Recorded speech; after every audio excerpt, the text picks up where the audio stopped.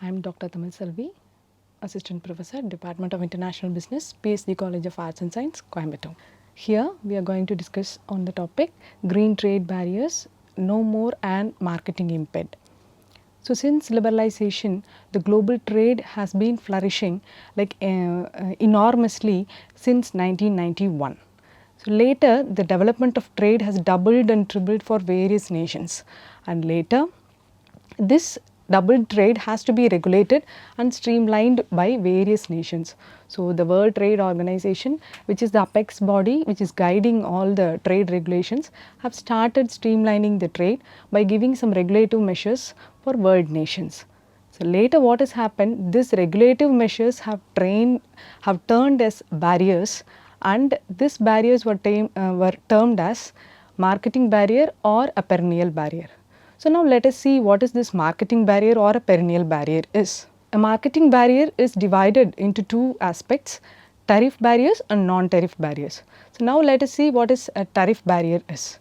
As with the name itself, it's very powerful. We say it is something in monetary terms. It is in the form of taxes, it is in the form of levies, duties, yes. So when we export and import a product to other nation, we are subject to pay certain customs duties or some sort of levies and some sort of cess. So those things are being termed as tariff barriers, right? So these things are fixed in terms of trade aspects, in terms of the direction of trade, in terms of the nature of the products, in terms of production, consumption, etc., etc. So this varies from one product to another product. So finally, what is a tariff barrier is something in the form of monetary terms is called as a tariff barrier. Now let us go to non-tariff barriers. So anything other than this, anything other than monetary terms is all grouped under non-tariff barriers. So these non-tariff barriers are in the form of regulations, formalities, procedures, steps to be followed, authentications, etc., etc., etc. So now let us see what is a non-tariff measure. So this non-tariff barriers are actually called as non-tariff measures. So when the people who export feels that there are some difficulties to practice this, it is turned as a non-tariff barrier. That's it. So now as per WTO, what is a non-tariff measure? So it is given by United Nations that these are all some form of customs tariffs which is having an economic effect. That's it. So when anything which is in the form of procedures which is going to affect the economy is called as a non-tariff measure. So to make it more clear for the traders, WTO has segmented these non-tariff measures into two major categories. One, it is technical measures, and the other one, it is non-technical measures. So technical measures are the one which is technically related, that is in the form of production. It starts from procuring raw materials till it reaches the consumer. That is what is included in technical measures. So it is in the form of sanitary aspects, or it is in the form of any production regulations, any form of production requirements. All this it is grouped under two aspects. One is technical barriers to trade and another one is sanitary and phytosanitary measures, and all other things are grouped under non-technical measures, right? As I earlier said, all other measures related to procedures, formalities in practicing foreign trade, so that comes under non-technical measures. So now this is actually was happening in the trade environment. So later the trade has developed, the economy has flourished, all these things has been flourishing like anything, but the environment, the other aspect, all the nations started to concern on environment. The rise of environmental concern has aroused in each and every part of the world. So this has made some regulations for, again it is impacting the trade. So anything which is related to environment has to be started from buying and selling. So the environmental concern also has been taken by WTO, and WTO started framing rules for streamlining the environmental concern. So these aspects has been taken by WTO, and this is actually a measure which is going to facilitate the trade and which is going to help the environment together. But later the exporters or the people who is practicing it, they felt that there are some difficulties it exists practically to follow the norms which is given by the WTO. So, and this has turned into a barrier. As I told earlier in the beginning slide, the regulative measures are converted into barriers because they feel that there are some difficulties in practicing it. So, it is turned as barrier. Similarly, again it happens for the environmental concerns also.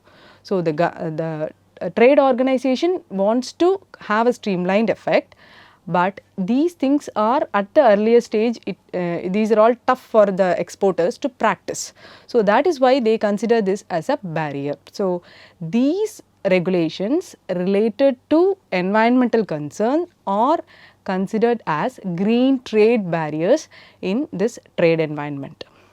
And the same thing is also noticed by WTO, and WTO has framed this definition again for what is a green trade barrier, what is it so called. So, that definition has been framed by WTO, and again it says that anything which should not impede the trade, whereas it should facilitate the trade. So, this is the definition which is given by the WTO in case of green trade barriers. So, now the regulations have turned as barriers. So, what WTO wants to do then? How to reduce these barriers? Once the tariff barriers have increased, they wanted to reduce it, they wanted to control it, and again here the WTO wants to control the green trade barriers. Yes. So, WTO has taken measures to reduce the green trade barriers. So, that particular idea or objective has paved way for green economy measures or sustainable measures. So, these sustainable measures are the one which is being practiced by each and every nation who are as member of WTO now. What is a green economy measure? So, we are not here to protect any particular nation. They wanted to protect the whole world or the whole universe to environmental friendly. So, that is the objective of WTO. So, the WTO wanted its member nations to have concern on this particular aspect. So, they framed this green economy measures, especially the member nations are following these green economy measures, right. So, the objective behind this is been again technically divided, and it has been grouped under 5 heads. So, it talks about environmental regulations, price and market mechanism, support programs, green procurement and trade related IPRs. So, these are all the 5 aspects they have segregated. The 5 important agreements also has been framed for this, and all the member nations are started following the regulations which is given under these 5 aspects.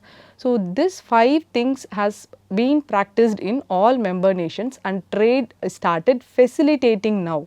So, green trade barriers are now not considered as a barrier.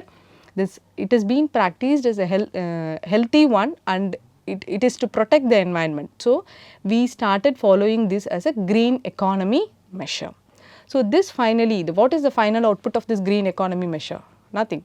It is going to facilitate trade, it is going to facilitate the environment, it is going to facilitate the green trade over the world. Hope now I have given a brief note on green trade barriers, and which is now no more in the scenario of international business as green trade barriers. This has been changed as a green economy measures.